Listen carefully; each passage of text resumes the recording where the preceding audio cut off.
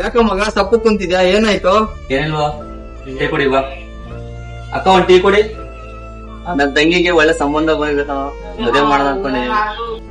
ಅವಳು ಇವಾಗಿನ ಕಾಲೇಜ್ ಮುಗಿಸಿದಳಲ್ವೇನೋ, ಅಷ್ಟ್ ಬೇಗ ಮದ್ವೆನಾ?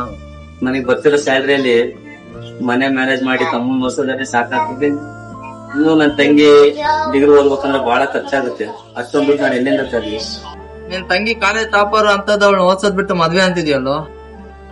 ನೋಡ್ ಮಗ, ಈಗ ಬಂದಿರೋ ಸಂಬಂಧ ಒಳ್ಳೇದಿರ್ಬೋದು, ಆದ್ರೆ ಒಂದ್ ಹೆಣ್ಣು ತನ್ನ ಕಾಲ್ ಮೇಲೆ ತಾನ್ ನಿಂತ್ಕೋಬೇಕಂದ್ರೆ ಓದ್ಕೊಂಡಿರ್ಬೇಕು.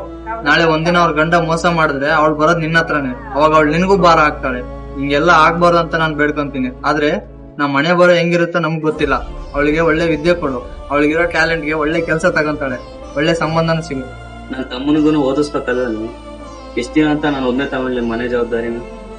ನನ್ ತಂಗಿ ಯಾವತ್ತಿಗೂ ಇದ್ರ ಮನೆಗೆ ಹೋಗೋಳಲ್ಲ. ನಿಮ್ ತಮ್ಮ ತುಂಬಾ ಚೆನ್ನಾಗಿ ಆಕ್ಟಿಂಗ್ ಮಾಡ್ತಾನೆ, ಅವ್ನಿಗೆ ಅದೇ ಇಂಟ್ರೆಸ್ಟ್ ಇರೋದು. ನೀನ್ ಯಾಕೆ ಅದಕ್ಕೆ ಎಂಕರೇಜ್ ಮಾಡಬಾರ್ದು? ನಿನ್ಗೆ ಇಷ್ಟ ಇಲ್ದೇ ಇದ್ರು ಈ ಕೆಲಸ ಮಾಡ್ತಾ ಇದೀಯ ನಿಮ್ ಮನೆಯವ್ರಿಗೋಸ್ಕರ.